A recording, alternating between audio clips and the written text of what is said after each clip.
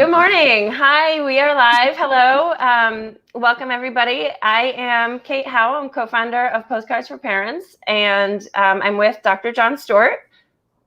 Hi, Kate. It's good to be here with you in my role as clinical consultant, director, whatever the hell it is, for this wonderful endeavor in which we're involved in helping parents kind of make their way through this exciting and challenging responsibility of being a parent. Yeah, and so today we're talking about something super interesting, which is storytelling. And I think that usually when parents hear storytelling, they think of Three Little Pigs and Goldilocks and kind of the stories. And then, of course, as you get older, the stories become more complicated. But the stories that we read or maybe watch with and for our kids.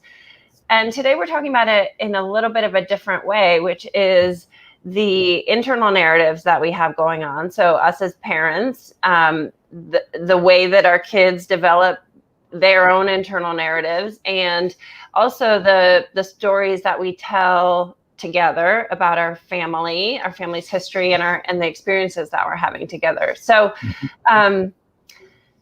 so stories are actually much more powerful than most of us kind of realize. Can you just kind of start with how do stories work in the brain, and what do they do for us?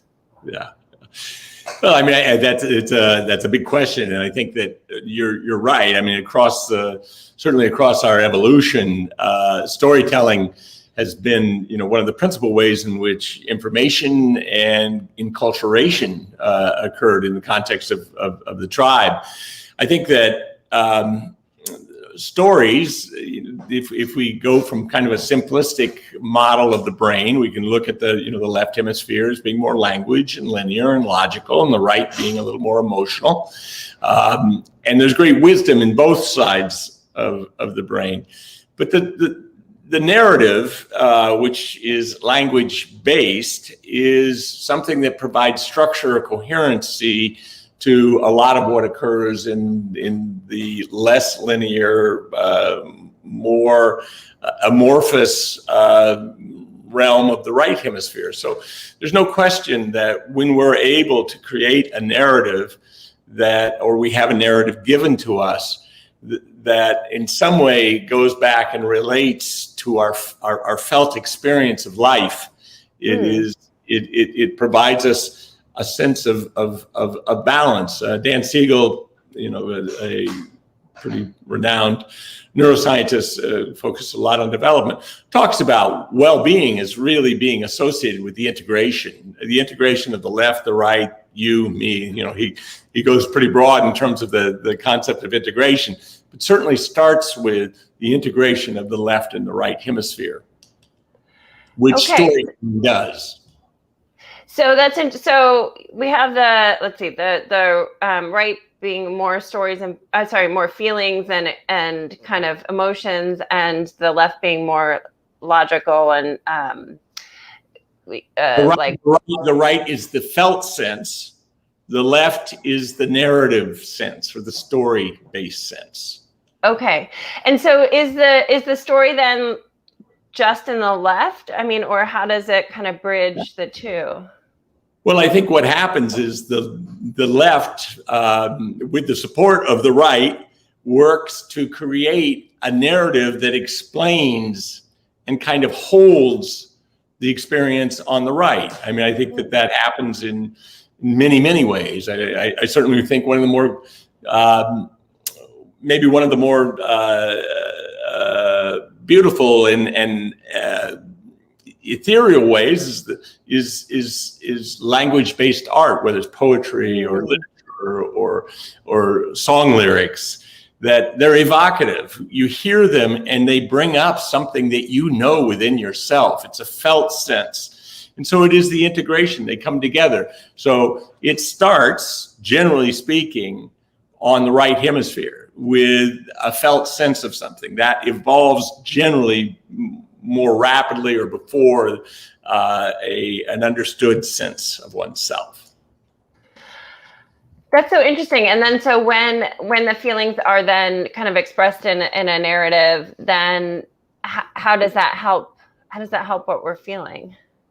Well, I think what it does, I mean, I think that our minds, we seek coherency, we seek models, we seek ways of understanding. We've got this very powerful upper brain that wants to understand, and a very powerful right limbic system that feels and feels and feels. So anytime we have the opportunity to have a cognitive model for what it is that we're feeling, it in some ways allows us to take that more ethereal, less organized stuff that's just floating around there and keeps going. It allows us to take it and somehow put it into a little category on a shelf there a bit. So we can go back to it when we need it, but it provides a little containment of that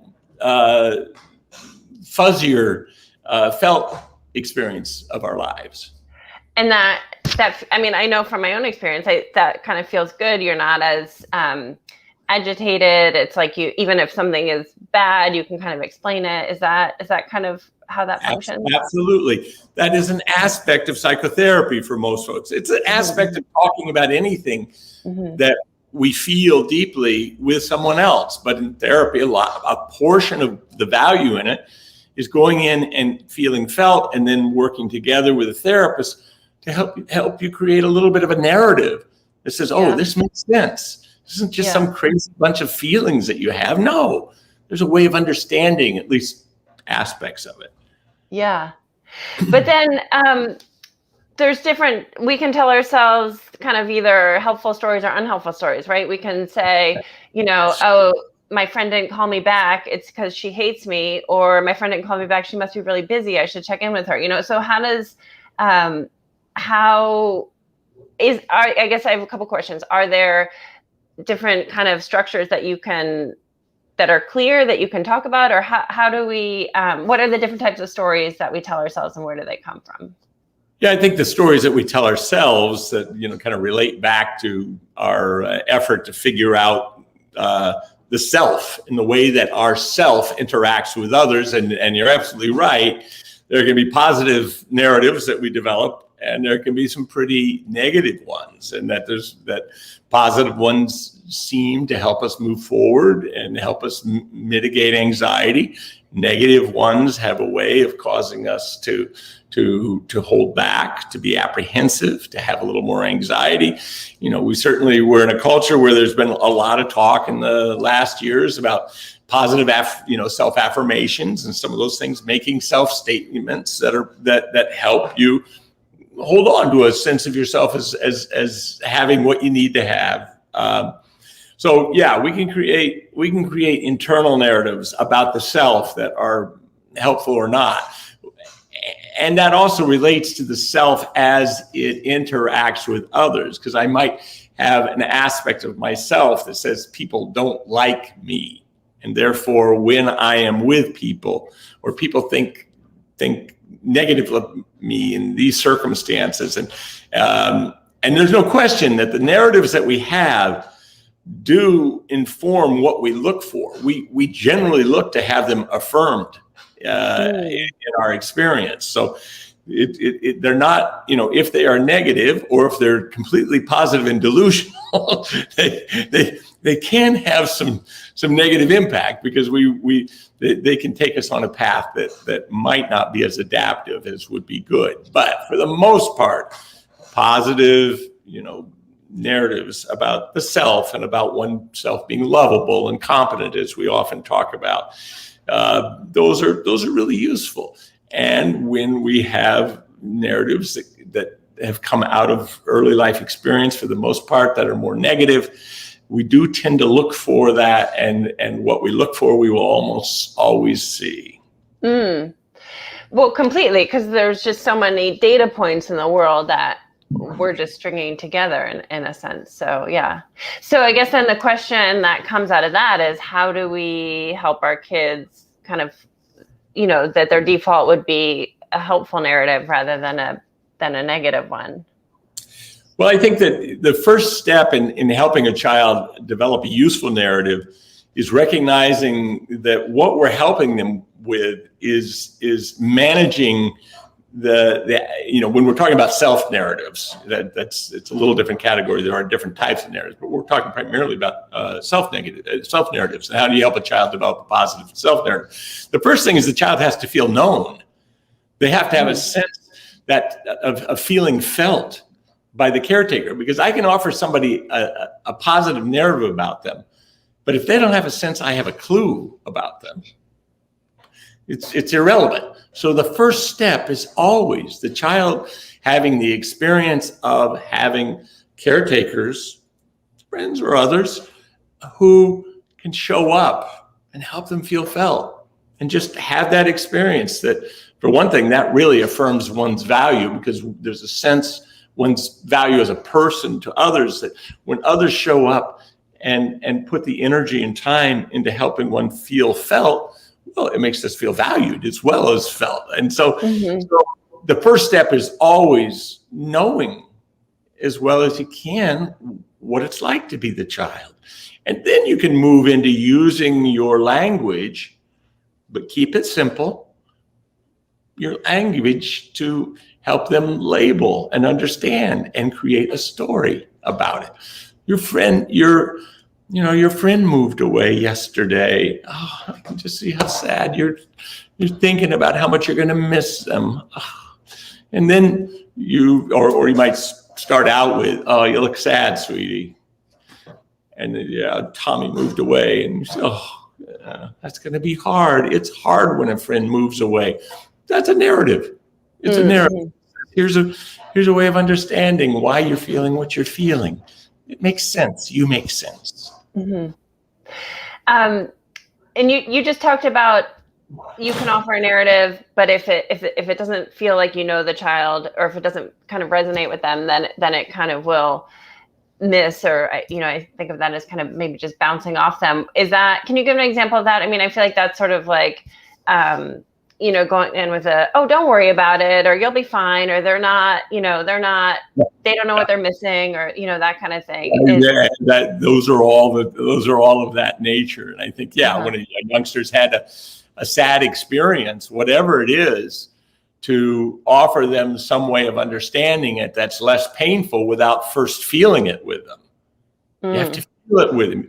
And oftentimes we don't want to do that. We want to move right into fixing it. And what we need to do is be present with it. Once we're present with it and the child experiences our presence, and that's just, as I said before, that's supportive in and of itself. But once they've experienced our presence, we can then perhaps move into having a more left hemispheric, helping them with some words, a little story to explain what it is that's going on.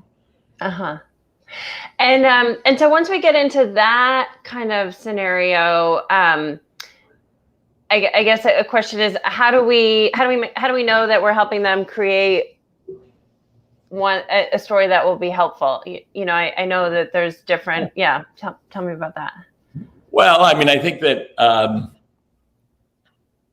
we want kids to fundamentally believe that they're lovable. That's really important. Because if that's not the case, so many compensatory behaviors and narratives begin to develop that are problematic. So we want kids to feel like they are lovable. We want them to feel like they make sense. We want them to feel like that we see them as having this evolving competency. But I think we also want them to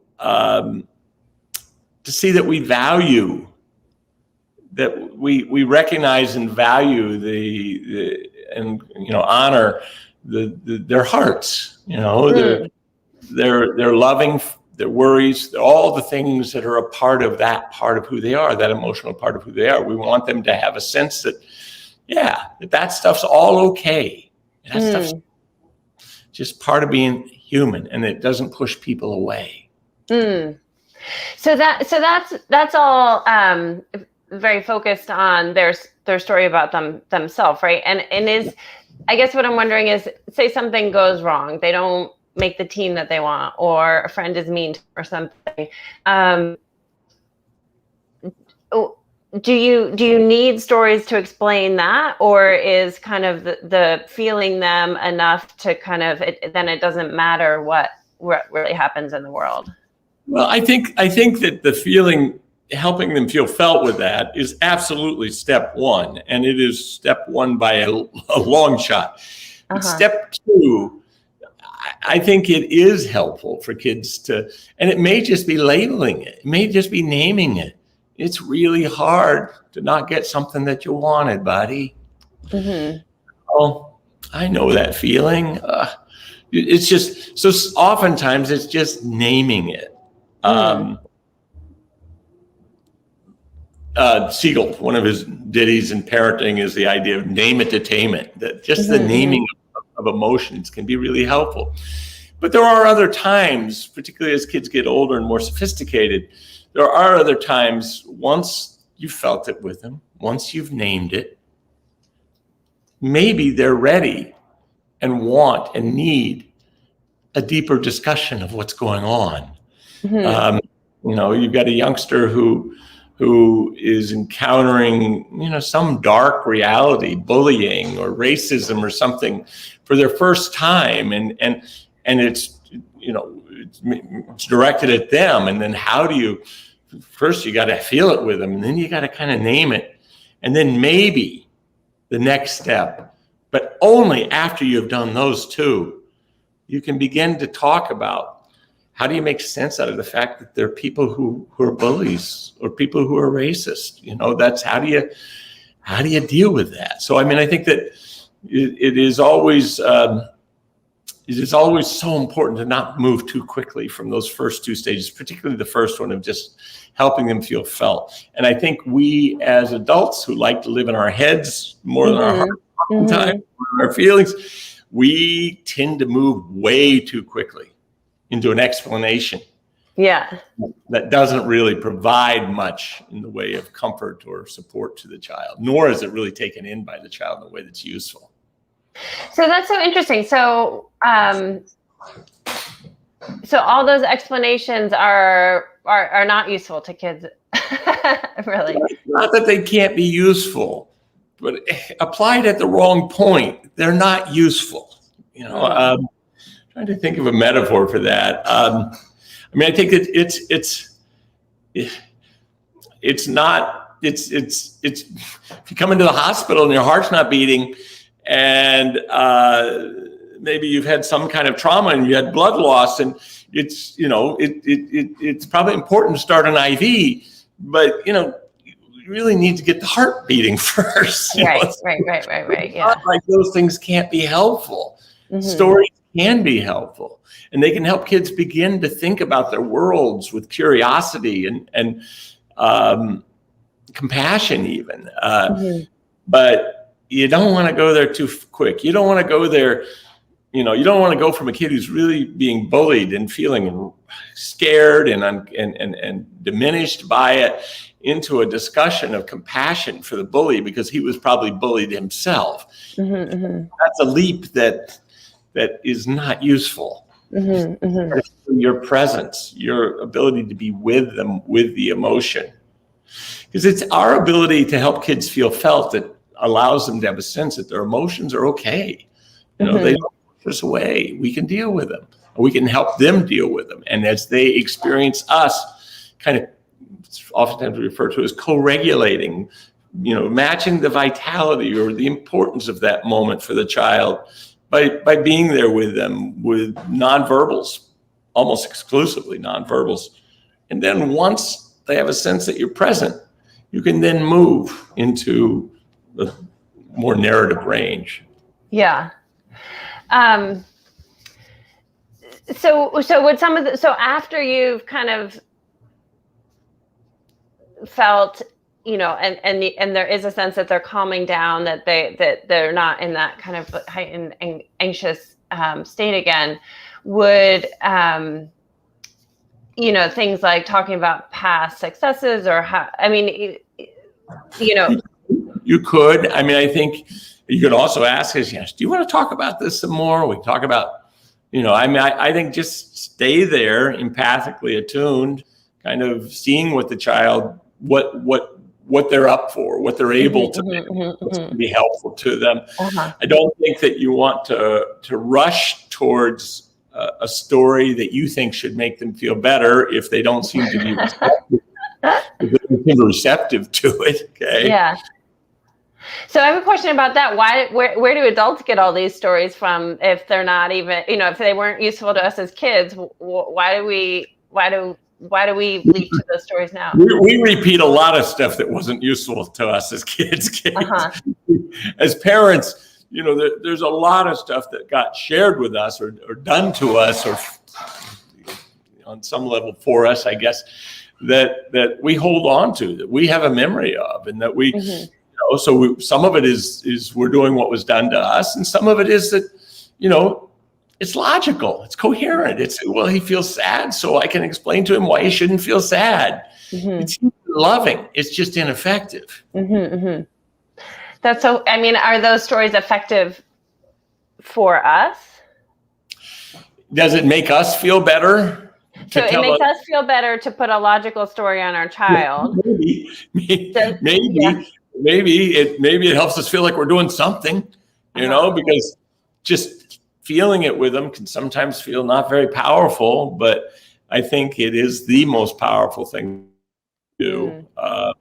So I do think that I think we take shelter in our left hemisphere. We don't feel it too much. We want to move on and get to the fixing of it with a way of explaining it that make it not so painful.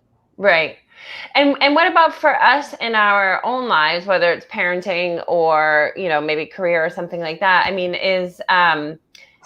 Do logical stories help us? Have we gotten to the stage where we can just leap to the logical conclusion that's not so painful? Well, I think they probably help us some, or we wouldn't use them.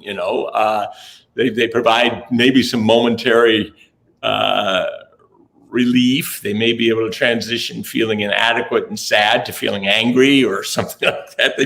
Angry is a more comfortable emotion on some levels. It's more powerful feeling. So I think the stories that we come up with are sometimes helpful for us. Right. I had an encounter yesterday. We live on a part of the street in Portland where there's a place where it's not well marked that you can't park there. And the parking meter guys they are on it. And so I just all day long sit on my porch. I watch these poor folks who have unwittingly parked there in the parking meter belong. And so whenever I'm sitting there and I see people, I yell out to them. I say, you don't want to park there. They're going to come get you. And usually people are just very sweet and gracious. They see the sign and they go, yeah, okay, I don't want that. I did it yesterday with a young woman who really got irritated with me. Like she thought I didn't want her to park in front of my house or something. And my inclination was to, I was hurt and then I became angry. Trying to be a decent guy, and then I had to figure out. I had to go into this process of coming up with a story that allowed me to not have to go back out there and point out her car to the parking meter. New side of you, John. Which would not have been gracious on my part. But so I had to create a story about what was going on in this young woman's life. It made it so that it was so difficult for her to hear this old guy up on his porch telling her not to park there. Well, that's what I was going to say. A lot of the stories that we make up are about other people's motivations or like why they've treated us a certain way or why they haven't treated us the way that we want, why what we wanted didn't happen. So how, I guess that's sort of like a story about a failure or something that didn't go our way that sort of seems like it's external is, we should reiterate the first step is to, feel the disappointment, but then how do you start to kind of, I want to say make a productive story because as you said before, you don't want to always say, oh, well, it's just they were stupid or there's something wrong with them. It's an interaction. Yeah. No, I'm working on it, Kate. in my own life. So I do think that when there's something about, my wife happened to be sitting there right next to me when I had this encounter yesterday with a young woman, and I looked over at her, and she was sweet in her response to me, and that helped, because I was able to share it a little bit. But then I still had to sit there and I had to figure out what to do, and ultimately I had to create a story that allowed me to let this kid off the hook. I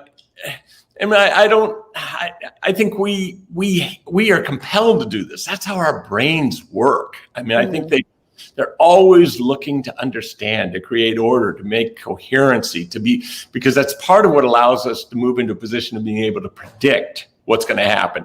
And our brains are wired to help us predict what's going to happen, because predictions provide us with the ability to more adaptively function. If our predictions are accurate, then they inform our decision making. Mm-hmm.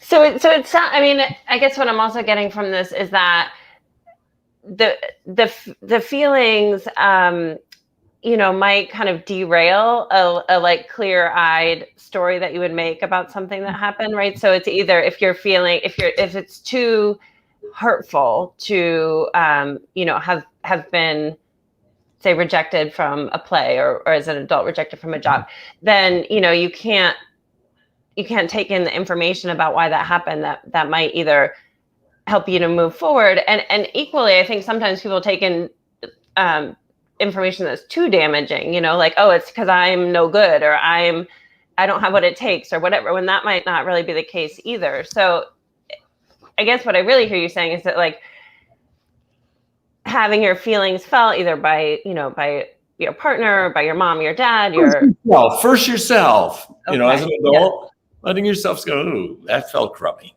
Yeah.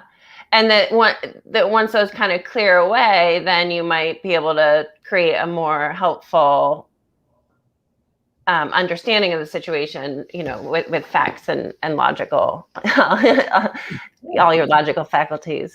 Yeah. I mean, clearly it's not maladaptive to be able to look at your world and try to make sense out of it with narratives, with stories. Mm-hmm. That's very adaptive. And sometimes, we can maybe take that to a place that it's not as useful, but that's true of most things. Right. I just want to go back to one thing that you said before, which I think is so interesting. So you said after, if somebody doesn't feel felt, or particularly I think if that feeling felt makes people feel lovable. So if they don't feel lovable, then there's all sorts of kind of compensatory behaviors. What are some of those? I mean, I think its most toxic or problematic way is somebody who has not had that sense of attunement, of feeling felt, of being cared for in that very deep emotional way, and has an underlying sense of somehow not drawing people into them because they are not level. They tend to compensate with things like more narcissistic stances in the management of life. Narcissism is the underlying true self is pretty damaged, and so they create a grandiose sense of self to protect them from the underlying vulnerability. And the dilemma with that grandiose sense of self, one is that it oftentimes elicits more criticism because people find it difficult to deal with. It's also brittle, where normal self-esteem is flexible, meaning that I can fail at something and go, oh, I need to study more for my math test next time. And it doesn't make me feel like I'm a lost cause, or I'm unlovable or incompetent, and I actually learn from it. I go, oh, next time I got to study more. I don't like it. I didn't do well. Where a grandiose sense of self is brittle, which means that criticism or failure either comes and bounces off like a piece of glass. Well, it wasn't my fault that I failed the test. The teacher doesn't know how to write a test, or doesn't know how to teach. Doesn't matter, it's not my fault that this happened or that happens, and it deflects all that. So you never learn anything from it, and you persist in a pattern that's not great. Or if something shatters that, if something happens to hit that defense strong enough, for a moment, it activates this underlying vulnerability to which there is an unconscious reaction of rage. We sometimes refer to it as narcissistic rage. And if you've been the object of it, you know what it's about because it's powerful. That's the extreme end of what happens when we don't have, the less extreme end is we're just a little more insecure about whether or not we are somebody who people are going to love, and that we may be somewhat avoidant of people. If we look at attachment styles, we might be more ambivalent about relationships or even avoidant in our relationships because they are either unpredictable or we think they are predictable and we're just going to get not great affirmation or not great what we want. So, yeah, I think that feeling felt is not a small thing. Feeling felt on the part of an infant, that kind of, or a child, that sense that I feel felt and they have an attunement to what I need and can give me. That's the core of secure attachment and the core of secure development. And also what I'm really hearing you say is that those feelings almost then create the stories that we tell about what happens, right? I already feel a little bit insecure, so I'm going to interpret everything that happens through that lens versus if I feel secure, then I'm going to kind of say, gosh, I didn't study, that felt crappy, and but I can do better next time, right? That kind of. I absolutely, Kate. I do think that it is possible to change that. It's possible to have this set of feelings of vulnerability that we grow to understand using our upper brain. We grow to understand that was related to early life experiences. And so when I see these things happen and I begin to have that old feeling come up in me, to begin to question its validity. It's kind of like looking in the mirror and going, well, wait, I know that mirror has a distortion in it. I don't look like that. We do have the ability to heal and kind of move away from some of those earlier life experiences. And I say earlier life, they can happen later in life too. One can come out of a very painful romantic relationship with a pretty disturbed sense of self, the attachment, security, impacted by that. And so it may be that, there's going to need to be a process of healing in that regard as well. So that's interesting. So it's like the early experiences kind of create feelings that then isn't, that we almost create narratives to explain those feelings, right? The world is the way that we feel, but then you're saying that later on we can kind of evaluate it and then almost use the thinking and the narrative to question the feelings and kind of work through them backwards. So it goes both ways. Exactly. Yeah. And hopefully you have other people around you who are reflecting back a different sense of who you are. And so those all into that story. Yeah. Too. But so let me ask, so talking about parenting and these stories happening very early, probably most people watching this are past the infancy stage, but we still as parents are influencing how, we can really influence this by feeling our children and attuning and getting in there. If children have that, parents who do that, which is what we're all trying to do now, do they then just automatically have kind of more secure narratives as they grow up? Yes. Yeah. However,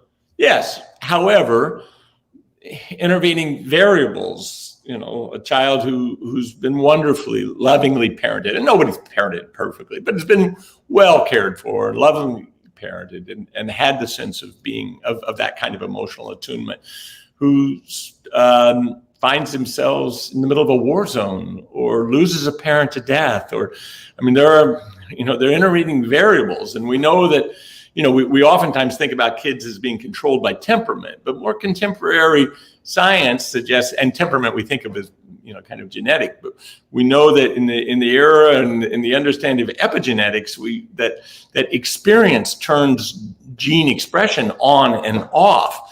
And so you might have somebody who came in with pretty good relational genetic material and had experiences that kind of activated that, and it's great. And then they go through a period of very painful, difficult experience. Well, there's reason to believe in contemporary neuroscience that those genes get unexpressed, new ones get expressed. It isn't the changing of the fundamental gene composition; it's the changing of what gets expressed in those. And that's trauma affects that, right? Yeah. Trauma, but positive experience as well. Experience affects that. Okay. Well, this is all really interesting. I guess the one last thing I wanted to talk about was family stories.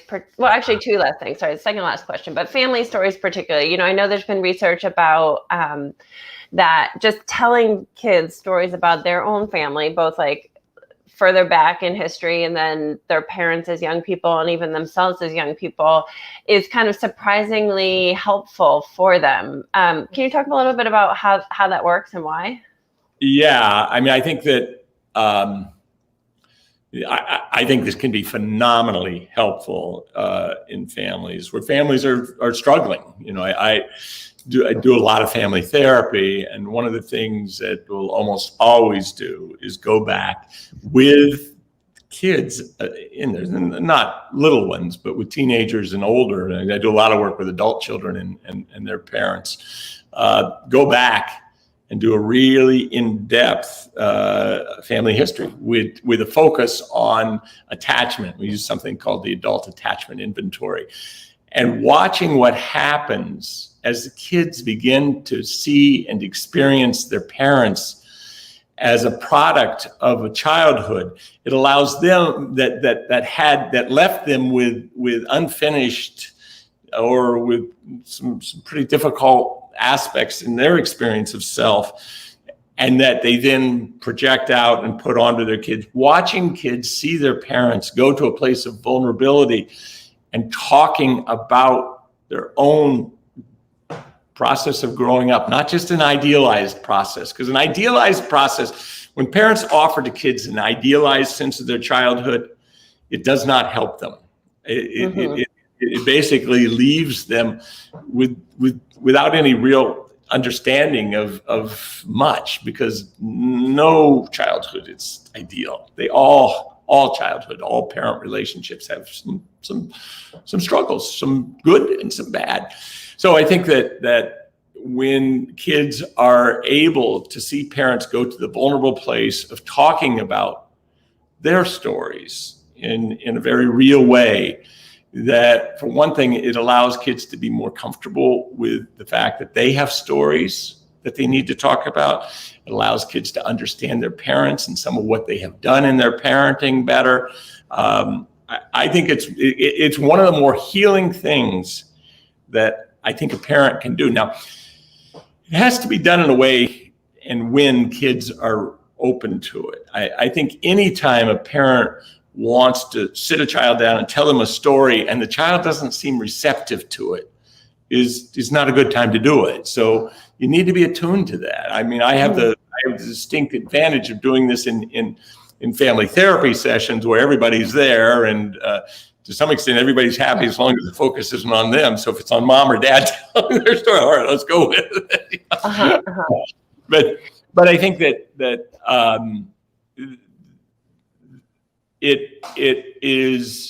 it's always helpful, but there is also a time to do it. And I think when parents do it, they do need to do it with some expressed vulnerability.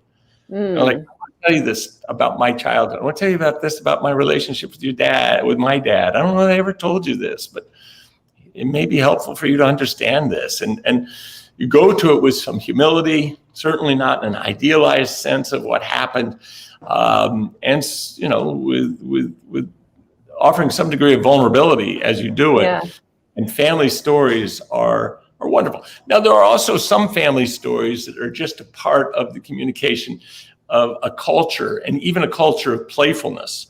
I mean, there can be family stories that are shared, that it's almost like a ritual, that everybody gets together and eventually somebody talks about the time that dad decides that, he was going to, re-roof the roof and fell off 3 times, never hurt himself, or what, there's certain family stories that just kind of carry a little bit of the culture that nothing wrong with that either. Yeah. And that's helpful in a different way. I think about just kind of helping a child feel that they belong to something bigger. Yeah. I think there's, one other thing to say about family stories. There are few things that children like more than to hear you, and probably over and over again, tell you stories about them when they were little. Yeah, say more about that. Oh, they love it. It affirms that they feel seen. They get to create these little narratives about these things that they felt. Take the opportunity when there's something that you remember to stop. And I mean, I've seen with both my kids and grandkids. You'll tell the story, and then they'll say, "Tell me again. Tell me that story." So there's a wonderful quality, because storytelling it pulls us into a shared. There's a term in attachment. It's called intersubjectivity. It means where we line up in a funny kind of way. And when you're telling a story and somebody's there with you, you're in it together. That has a very intimate component to it. Mm-hmm. Mm-hmm. Yeah, I can definitely see the power in terms of, that as a child, that your parent was paying attention, that they, I think you through a story, you can express, the care and the effort that you put into it, which they might not always feel.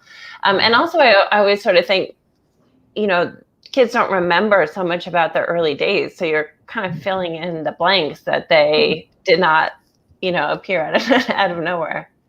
Yeah. Right. Absolutely. All of that. Cool. Yeah. I mean, I guess, some people are naturally storytellers and some people aren't. Do you have any tips about how to just integrate more stories on a regular basis? I think it's a good question, Kate. I think because I think you're right. I mean, I think some folks are not, they're somewhat timid in putting a story out there. Yeah. Just, do what you can to tell yourself it's important to tell these stories. It's important. This is a gift that I'm giving, and it's not my foisting a story on my kid or on my family. This is a gift I'm giving. And then you read your audience. You always have to read your audience and see if they're receptive to it at that time. But so, I mean, I think that just telling yourself that they're going to like it more than you realize they like it. I think the other part of it is that, I used to consult a lot to school programs, and particularly treatment programs for kids. I'd go into an elementary preschool through 4th grade classroom perhaps, and I'd sometimes be there during story time, and I'd see the kids sitting on the floor, and the difference between teachers who knew how to make that a relational experience with the kids and the ones who didn't was pretty clear. It was whether or not they expressed emotion. As the teacher would tell us, their own emotion. Oh, the big bad wolf is in grandma's house now. Oh, I wonder what's going to happen. With tone of voice, and we turn the page and versus, and then the big bad wolf. There can be people who can be sweet and they can tell the story with a nice voice, but if you want to tell a story and pull people in, there's got to be emotion connected to it. That's so interesting. Okay, so that's kind of your storytelling. Tip or crash course. But so, I mean, and it's also related to what you were saying about vulnerability. So it's feeling.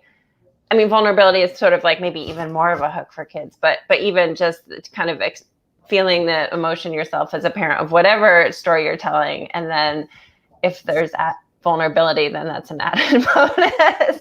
Yes, absolutely. Yeah.